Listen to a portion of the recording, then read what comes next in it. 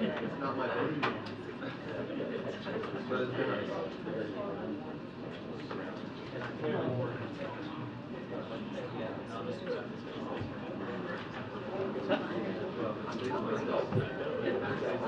Hey, good afternoon. Hey, hey. All right, a couple things for you all at the top, and then we'll get going.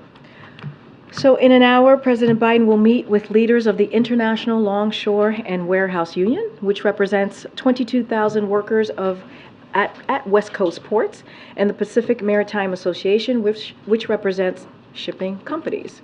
The president will congratulate them on finalizing a new contract, which was ratified with overwhelming support from union members. He will also recognize the work of Acting Labor Secretary Julie Su, who helped reach an agreement.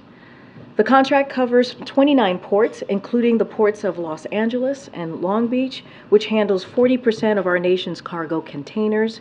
It guarantees a 32% pay increase over 6 years. The president will also discuss his administration's progress strengthening America's ports and supply chains. Thanks in part to the work of the President's Supply Chain Distribution Task Force, we've seen supply chains unsnarl. Our ports moved record cargo levels over the last 2 years. We have overcome the massive supply chain problems that increased prices around the world, and east-west ocean shipping prices have plunged nearly 90%. That's all helped lower inflation. And thanks to Binomics, we are working our infrastructure and supply chains even stronger. The bipartisan infrastructure legislation law, or I should say law, is making significant investments to modernize our ports. The Ocean Shipping Reform Act is cracking down on foreign shipping companies to lower prices for goods. And the CHIPS Act and Inflation Reduction Act are strengthening our supply chains for things Americans use every day. Today, Russia launched a new wave of air strikes against the people of Ukraine, killing at least 16 people and wounding dozens more. These brutal Russian attacks underscore the importance of continuing to support the people of Ukraine as they defend their territory against unprovoked, unjustified Russian aggression. That's the message that the Secretary sent. Secretary Blinken, as you all know, is carrying that message with him on his trip to Ukraine today. And it's a message the United States is sending today by announcing a new security assistance package, which includes more ammunition for artillery and HIMARS systems, Javelin, and anti-armor systems as well. Tank ammunitions for Abrams tanks, which will be arriving in Ukraine soon. An air defense system to help Ukraine protect its people from airstrikes like those they faced today. The Kremlin could end this war at any time by withdrawing its forces from Ukraine and stopping its brutal attacks. Until it does, the United States and our allies and our partners will stand united with Ukraine as long as it takes. Earlier this year, when we made our bipartisan budget agreement, we made promises to the American people, along with congressional Republicans and congressional Democrats. Unfortunately, House Republicans, unlike Senate Republicans, are considering breaking that explicit promise due to demands from extreme members of their party. Breaking this promise would inflict painful cost on the country, making troops and Border Patrol agents work without paychecks, hurting our economy, and undermining our ability to fight high-stakes, real-life crises like fentanyl and natural disasters. As part of this unity agenda, the President Biden is urging Congress to provide $800 million in emergency funding to fight fentanyl trafficking and counter the deadly substance being illegally imported from China. Congressional Republicans are on record talking about the urgency of fighting fentanyl. Now is not the time to set us back. It is time to fight that and to keep their promises. We should all work together to give the DEA, the Border Patrol, and Department of Homeland Security the anti-fentanyl funding President Biden is seeking so that we can save lives. Remember, real lives are at stake here. And finally, I know folks are have this question, so I'm going to preempt the questions. Hopefully, your first question on this: the president tested negative for COVID-19 this morning. Following negative test on Monday night and also yesterday, he is not experiencing any symptoms, which of course is a good thing. The First Lady is doing well as well, and she remains in Delaware, which is also a good thing. The CDC guidelines recommend, as I said before, as you all know, a combination of masking, testing, and monitoring for symptoms. The President is doing all that he can, of course, in consultation with his physician, and so he's keeping with the CDC guidelines, as you all know. Okay. Thank you. You did preempt my first question. Oh, good. That's good. But on that, will he be testing again tomorrow before he boards a flight, and will he be testing in India and Vietnam? So I don't have any timeline on his testing cadence. I can tell you that he'll be doing that regularly, as in consultation, as I've said before, with his physician. And we've been pretty transparent on letting you all know when he's tested. We shared that on Monday, we shared on Tuesday, and certainly we shared that today. And so we will certainly let you know what that will be. But we've been very clear, all travelers who are going to India will be tested, including the President. As I mentioned, the President was tested today and tested negative, which is a good thing. We're happy to hear that. Secondly, the Vice President gave an interview to my EP colleague, Chris McGarrian, today, and she told Chris that all those responsible for the effort to overturn the results of the 2020 presidential election and the ensuing violence must be held accountable, even if that means former President Trump. In short, does the President agree with those sentiments? So let me just step back for a second, just try to go beyond or past the headlines for a moment, because I think it's really important. You'll see that the President, that the Vice President Harris, spoke very clearly about how everyone is entitled to their rights, but that everyone has to follow the rules as well. So as you know, she is a former prosecutor. She knows that very well and understands that. She was certainly affirming her belief in our system of laws, which is something that, of course, the President shares and believes in. Not going to go beyond that. I think her remarks were very clear if you go beyond, certainly beyond the headlines. And so, again, she was reaffirming or affirming her belief in our system. Again, this is something that, of course, the President believes in, and we're going to continue to be very mindful. I'm going to continue to be very mindful here, and I'm going to let the Department of Justice do their job independently, and so I'm just going to leave it there. Thanks, Karine. CDC guidelines for people who are exposed to COVID say that you should wear a high-quality mask anytime you are around others inside your home or indoors in public. The President, of course, did wear that mask in the Medal of Honor ceremony, but then took it off and didn't put it back on. Was that a mistake? So look, I'm going to share a couple of things with all of you here, and just start with what the ceremony was all about, because it's incredibly important. The President took off his mask, as I said he would, to deliver incredibly powerful remarks about this captain, Captain Taylor, and what he did in service to our nation, and he wanted to honor the captain.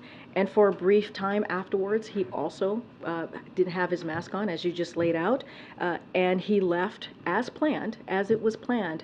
He left when there was a pause in the program in order to minimize his close contact with attendees who are about to participate in a reception. And you all reported that, noticed that he left when there was a pause in the program, because again, he wanted to minimize certainly his impact on folks who were there. And so look, we have to take this all into context. I think it's important that we do this. We are in a different phase, right? As we have said many times with COVID, this is kind of going on the third year of coming out of this pandemic. We believe we're in a very strong position to continue to fight COVID. And this is not new. People know what it's like to have COVID, know what it's like during this time. I think what's the most important is the President tested negative a couple of hours before this event. He tested negative yesterday. As I just mentioned, he tested negative on Monday. He tested negative today. He has no symptoms. And I think it's important to also look at the context as well.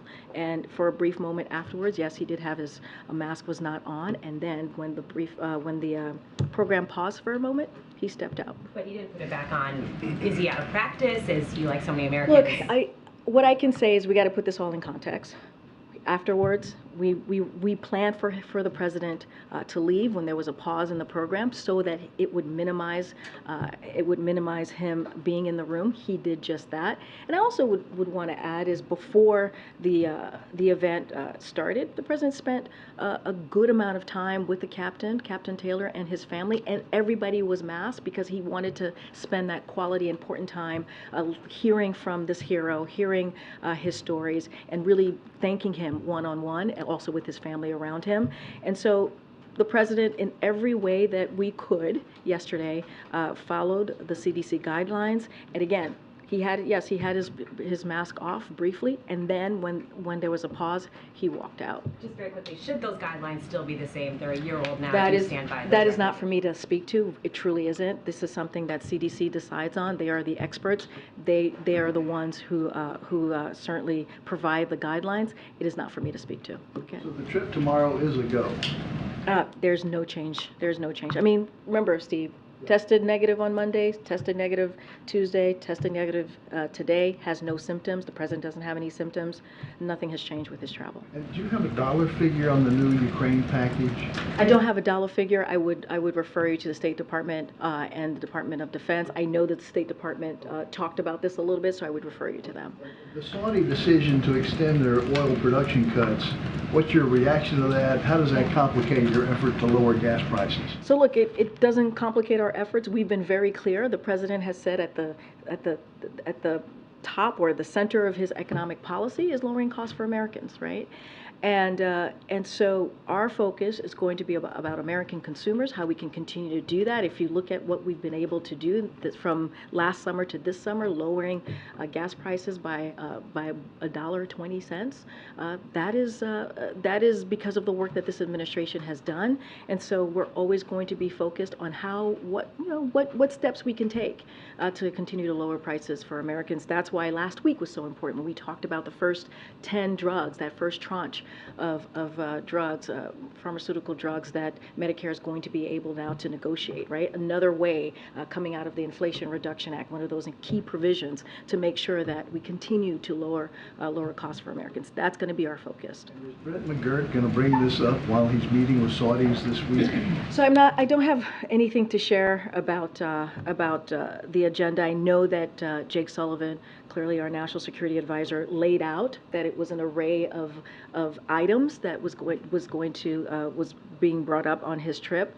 So I just don't have anything beyond what Jake shared on that particular piece. Thanks, Karine. Given the president's departure is now 24 hours away, have you formulated any sort of contingency plan if you can't attend? Would the vice president go in his place? Would he participate virtually? Can you elaborate on that? So I don't have any contingency plans to read out to you. What I can say, there's no changes to his travel. I think, again, he tested negative on Monday, tested negative on Tuesday, tested negative today, which is very good, right? And he is certainly doesn't have any symptoms, as I mentioned at the top. And so I think that's a good thing, right? And so the president's going to continue to do his job. We are expecting to travel tomorrow. On oil, I know the administration is currently trying to refill the strategic petroleum reserve, but if prices continue to spiral out of control, would you consider tapping it and selling more on the market to lower prices? So don't want to get too much into hypotheticals or what may or may not happen. Just want to be very careful. Clearly, that's something that the Energy Department focuses on as it relates to that piece of refilling. So just not going to get ahead of what the Energy Department might do, and so I'm just going to leave it there. And lastly, on the auto workers strike, or potential strike, the president is going to talk today. He's talked many times about being the most pro-union president in U.S. history.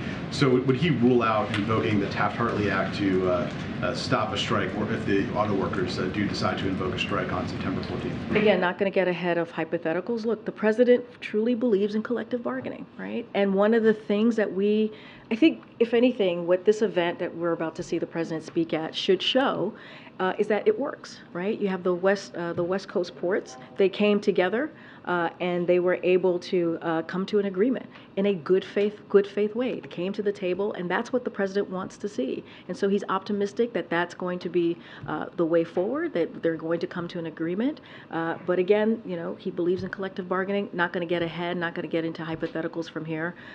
But doesn't take away the support that this president has for the union, as he's had, not just as president, but as vice president and as senator. Go ahead, Garen. Today is the funeral service for Angela Carr, one of the 3 victims of the Jacksonville murders. I know the president said that he did not reach out to the family because one of the families did not want to be contacted. Has that changed? Has there been any additional communication with the family or with the community in Jacksonville? So I don't have any calls to read out to you at this time. I would refer you to the powerful words that the president said when he was in Florida on Saturday. He ended his remarks while he was there on the ground, of course, dealing with another tragedy, right, of folks who lost so much in a rural area after Hurricane Idalia hit. But he wanted to make sure while he was in Florida that he spoke to the people of Jacksonville, and he talked about where we are as a country and how everybody needs to step up to fight back and speak out against what we're seeing, right? Against these hateful attacks. And so the president is going to continue to do that. He's going to continue to be incredibly forceful and speak against this type of hate. And when you're silent, you're complicit. You heard that directly from this president. I don't have any calls to read out at this time, but if those calls do happen, certainly we would share that with all of you. Sure. During the president and vice president's meeting with civil rights leaders on the anniversary, the 60th anniversary of the March on Washington, there were requests for the United We Stand Summit to be brought back, to be brought to Jacksonville in particular. Have there been any preliminary conversations about that? And more broadly, does the White House believe that there should be legislation, perhaps an anti-Black hate crime similar to the anti-Asian one that was signed in 2021? Or does the White House believe that the laws in the book, including the Anti-Lynching Act, is sufficient to address the rise of anti-Black hate crimes? So there's a couple of things that you just asked me there. The first thing is there has been preliminary discussions, conversations with the organizers of the summit and us, so clearly, or the civil rights leaders, I should say, on the summit. Don't have anything to share at this time but we're looking at when we could have this, a date. I can't speak to Jacksonville, don't have a location about Jacksonville, but certainly there are initial conversations happening. As it relates to the anti-lynching bill or any other piece of legislation, don't have anything to announce. But look, let's not forget, and I know you've reported this, the anti-lynching bill took decades upon decades to get to where it got passed, and the president was able to sign it. It took a long time to get that piece of legislation. A lot of hard work was put into getting that done, and so it's an important piece of legislation. As it relates to anything additional, I just don't have anything to share at this time. If the president continues to test negative, will he wear a mask in India for how many days? And will he do anything else to change his behavior as he's around so many world leaders? No, it's a good question. Look, as you know, there's about, I believe, a 10-day window, right? Once the person who's in close contact, the president's going to continue to follow CDC guidance. And as I mentioned at the top, that includes masking, that includes testing. The testing is not recommended to be every day for a person who's close contact, and socially distancing. And so we're going to continue to certainly to monitor for any symptoms. He has not had any symptoms for the past three tests, 3 days, if you will. And so we're going to the president's going to continue to move forward in close consultation with his physician. I just don't have anything else to add. So he would continue to mask up then for 10 days past the exposure point? Is that the plan at this What point? I can say is that the CDC, when it comes to the 10 days, the CDC guidelines recommend a combination of masking, testing, and monitoring for symptoms. And the president is going to do all of that in close consultation with his physician, as he has been doing the last 3 days. As I mentioned, tested negative on Monday, tested negative on Tuesday, tested negative today, and doesn't have any symptoms. And then just really briefly, the White House has obviously been pushing Congress to pass a CR. We are coming closer to that end of September deadline. What is the president doing specifically to make sure that that happens? Is he speaking with Democratic leaders? Is he speaking with Republican leaders? So I can say this, and I've mentioned many times our Hill engagement from here with OMB Director and also our Legislative Affairs Office and others, senior level officials here from the White House. And so those folks, as you can imagine, they meet regularly with the President, and they give him updates on budget negotiations. So he is constantly being updated by those staffers. And while I don't have any specific calls to read out, he's in regular touch with members of Congress, as he has, about numerous amount of issues, and you know, and also in order to keep up on the government-funded process that's going on the other side of Pennsylvania. So I'll say this, his message in private is the same as it is in public, as it has been, as we have been saying as well, which is there's no reason for a government shutdown. It is important for Congress to keep their promise that they made to the American people and do their job. That is it. We've been very clear about that. And, you know, I've said this, and he'll continue to say this as well, when it comes to the government supplemental funding, lives are at stake. These key, important government programs need to continue to be funded. And so we're going to continue to say that. Congress has a job to do. They need to keep the government open. I'm going to go around. Go ahead. Thank you. I wanted to ask you about G20. What the President's view about the achievement the G20 has done so far under India's presidency?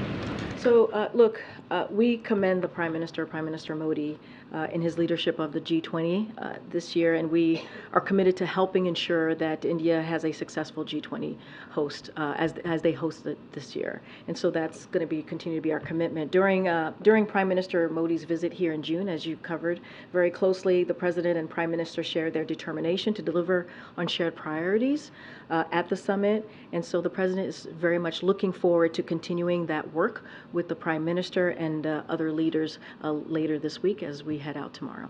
And when they meet on a bilateral meeting, I think on Friday, what were the main issues to be discussed during that time? So look, we're gonna have more to share as we get closer. Tomorrow we're gonna do a gaggle on the plane on our way out on our way headed to the G20, and I'll have someone from NSC join as well, and who will be able to lay out specifically some more meat on the bones, if you will, on what the G20 is going to look like, especially the first day. And so I'll let that happen, and you'll hear directly from NSC on that piece.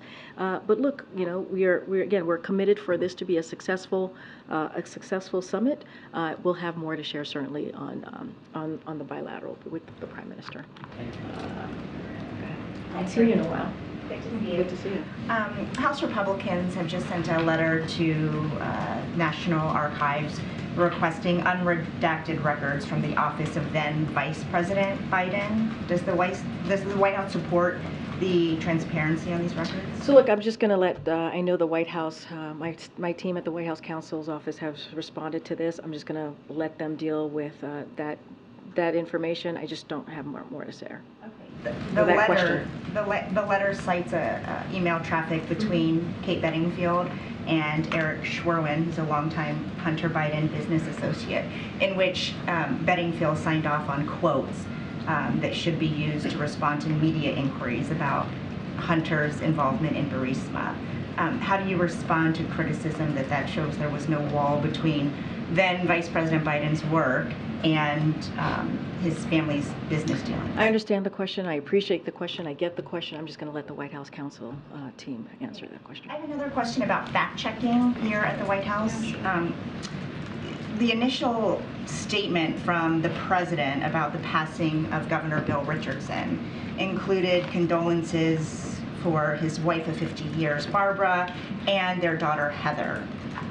That line about Heather, the daughter, has been removed because they didn't have a daughter named Heather or daughter. So can you walk us through how these press releases are fact-checked, who signs off on them in the end, and then in this case, how this error was made?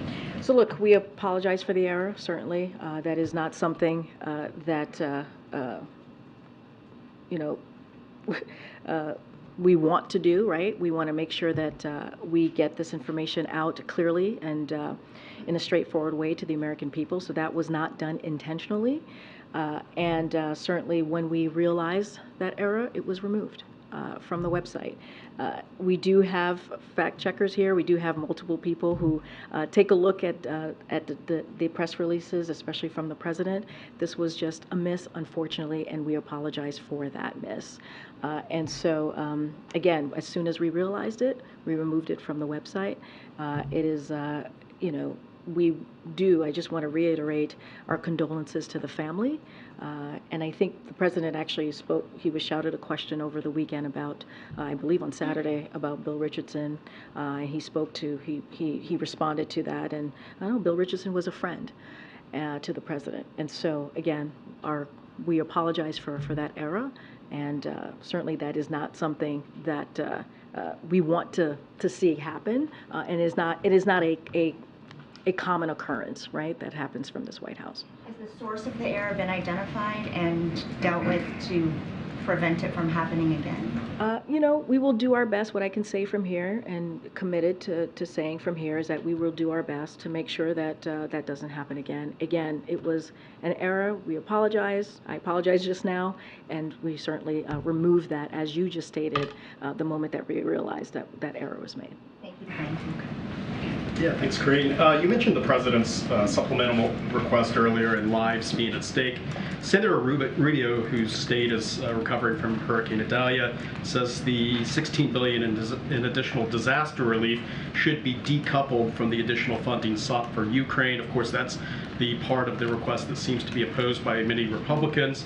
Is the administration willing to separate these requests and seek the FEMA disaster aid independently to ensure it gets to the hurricane victims and Hawaii wildfire victims as quickly as possible, or do you see that these things have to be grouped together for the request? So look, I've been asked this question multiple times over the last, 10 days about your specific question about this, the supplemental funding for Ukraine and also what has been requested by FEMA, which is the $16 billion. Look, we see them both as incredibly important. I just laid out at the top what we saw happen in Ukraine. 16 civilians died. We are going to see the president go to the G20 talking about our commitment for Ukraine and making sure that the people of Ukraine who are bravely fighting for their sovereignty, for their democracy, has what they need to fight against Russia's aggression. We have been very clear about that. We believe that has been done in a bipartisan way, and we have said we appreciate the bipartisanship that has come out of Congress in getting this done. It is important. It is important to help a country continue to fight for their democracy, and so we believe, as United States, this president believes, as a leader, that this is part of our job, right? Part of our duty to make sure that Ukraine continues to fight again for their sovereignty, for their democracy. And look, $16 billion to make sure we've seen, you all have covered what's been happening the last 2 years under this administration, specifically on what we've seen with extreme weather, extreme temperatures, and what that's doing to communities. We were in a rural community on Saturday. The president was there. You all saw what happened in these communities. It should be done. It should be, that $16 billion should be moved forward for communities across the country. We are not going to get into hypotheticals from here about decoupling anything at this time. What we believe these are vital, important government programs that need to be funded, that Congress should act on, that has been done in a bipartisan way.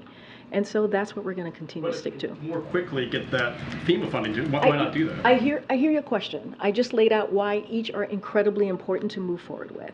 And so our goal here is to get that done. We're having those conversations here at the White House with folks on the other side of Pennsylvania, as I just mentioned, to get this done. These are vital programs. These are vital, important government programs that need to be done. And so that is the message that we're going to be very clear about. As I said, the president says that privately and also publicly. Okay.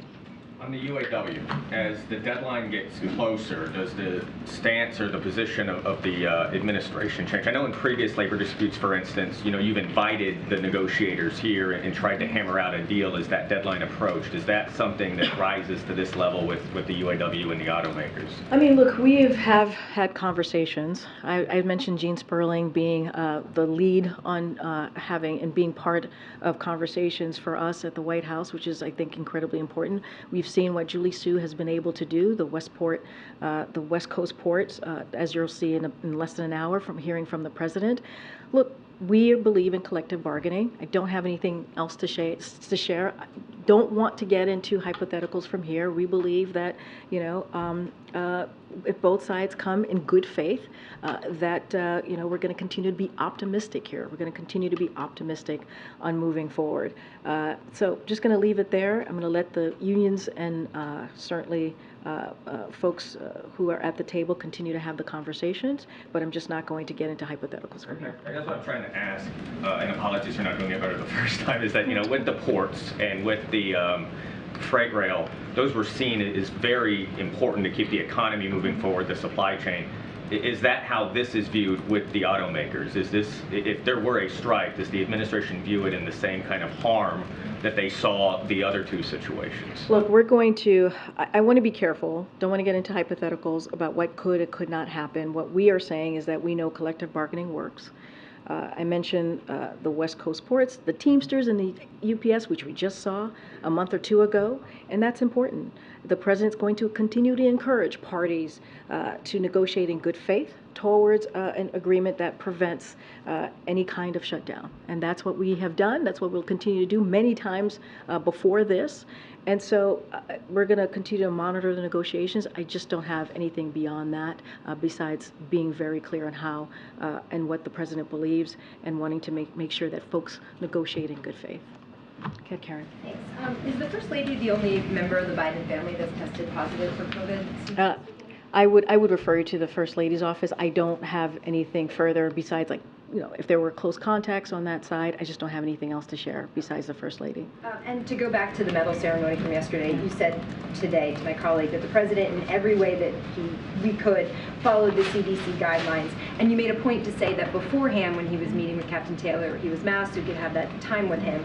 Then why not wear a mask when he was putting the medal around his neck and he was so close to him like that? Was that an oversight by the president? What I can tell you is that the president took off his mask to deliver incredibly powerful remarks about the captain. That was done certainly on purpose, right? Wanting to give him that Medal of Honor, and it's important. It was important to him to speak to the heroics of the captain, and that's what you saw. And afterwards, obviously, he didn't have his mask on, but afterwards, as it was planned, we made sure that when the program was paused, that he was able to leave right after. We wanted to make sure there was a short amount of time that the president was there. And so that's what you saw. And look, the CDC guidelines, as you know, is masking, is testing, and is certainly having close monitoring any symptoms. The president doesn't have any symptoms. He tested negative a couple hours before the event. He tested negative today. I think what's really important is that the president, to put this all into context, that the president doesn't have any symptoms and he's been testing negative. You've emphasized the pause that he got out of the room to minimize that. But yesterday you had said that he would remove his mask when sufficiently distanced from others indoors. That was not very sufficiently distanced when he was next to Taylor yesterday. So going forward, if he is that close to people over the next couple of days as he goes to these meetings at the G20, should we expect to see him masked if he is engaging with world leaders like that? So the president's going to be masking in this 10-day period. He's going to be masking. He's going to be making sure that he is getting tested regularly, in consultation with, certainly in consultation with his physician, and so we will keep those CDC guidelines. Again, he wanted to make sure he had those really important remarks to share about the heroics and what the Captain Taylor did on behalf of his country. So yes, he took off his mask. But what we made sure to happen is that there was a brief pause. When there was a pause in the program, the president left. So to minimize his impact or his impact towards the attendees who were there. And so that was done on purpose. That was done very purposefully, so that again, he wasn't there for too long. Again, before, and the reason why I mentioned the before piece, because the president saw this to be so important that he did take some time with the captain and his family, and everyone was masked, and wanted to make sure that he did his part as well and was being protective of the family and the captain. Again. Thank you, Karine. We've asked a lot about the president's use of a mask and CDC guidance, but I want to ask about CDC guidance specifically because there is, going into the fall, kids going back to school. CDC still recommends universal indoor masking for kids in school, students, staff, and it seems out of step with some of the studies around the usefulness of masks for kids. There was a piece in the Atlantic, and I'll just read you a quote from it. It says, "We reviewed a variety of studies, some conducted by the CDC itself, some cited by the CDC as evidence of masking effectiveness in a school setting to try to find evidence that would justify the CDC's no end in sight mask guidance for the very low risk pediatric population, particularly post-vaccination. We came up empty-handed." So especially with the president going to Congress to ask for more money for a new vaccine and more money for the CDC, should we keep funding these studies if the CDC is not making guidance that follows the results of those studies? Here's what I'll say. We did something that the last administration was incapable of doing, which is putting forth a strategy to really truly deal with COVID-19 and this pandemic. They were incapable of doing that. We put forth a comprehensive plan, and we are now in a different place than we were 2 years ago, a year ago. We're in a much better place to fight COVID-19. And we have the tools, and that includes masking. That includes vaccinations. And as you know, CDC and FDA said they're going to have vaccine by mid-September. And we're going to make sure and continue to do what we have done the past couple of years is inform folks, let them know that these new vaccines are here, that they have to make sure to take their flu vaccine and also the RSV. All of these things are incredibly important because we know what works. We do. I mean, we know what works. We are in a different place than we were 2-3 years ago. But let me... But the CDC does not seem to be responding to the data. I'll say this, and you're talking about schools. CDC, they're the experts. They use science to come forward with their guidelines, and it is important that we allow them to do their work. And we believe that we are in a different place. And all you got to do is look around. Look around to where we are today and where we are when we first started in this administration. And that's because we put forth a comprehensive plan with tools to make sure that we dealt with the pandemic, that we dealt with COVID in a real way. Let's not forget where we were when the president started off. About thousands of people were dying a day. And so that is like the reality. So clearly something that we have done from the moment that we stepped into this administration to now has worked. And that's because we followed the guidance of the CDC. We let FDA do their work. That's the scientists, that's the experts, and that's why we are in a much better place than we are today. I know you're asking me about data, but all you got to do is look at where we are as a country. I know, and I am looking around, and 16 states don't have any mask mandates. 16 states follow CDC guidance closely for schools. 9 states have banned school mask mandates. There's a patchwork, basically, of but protocols. Here's the thing. And so when the CDC is saying one thing and people are obviously in a better place.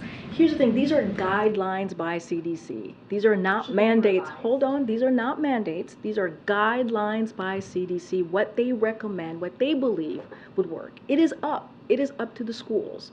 It is the decisions of the districts at level, right, to decide what they want to do with the guidelines that they've been provided by CDC. That's why we always say go to cdc.gov, where you'll get information on how that works. But I do want to say CDC advice for individual and community actions, they're tied to hospital admissions level, and want to be really clear. When you look at that, they are about 93% of the country. And so they have the best information for us. These are guidelines, to be very, very clear. These are guidelines, and it is up to local officials and local leaders to decide how they want to move forward. That's why what you just laid out, it's different. There's a reason why it's different, because they make the decision. I'm going to keep going. Okay.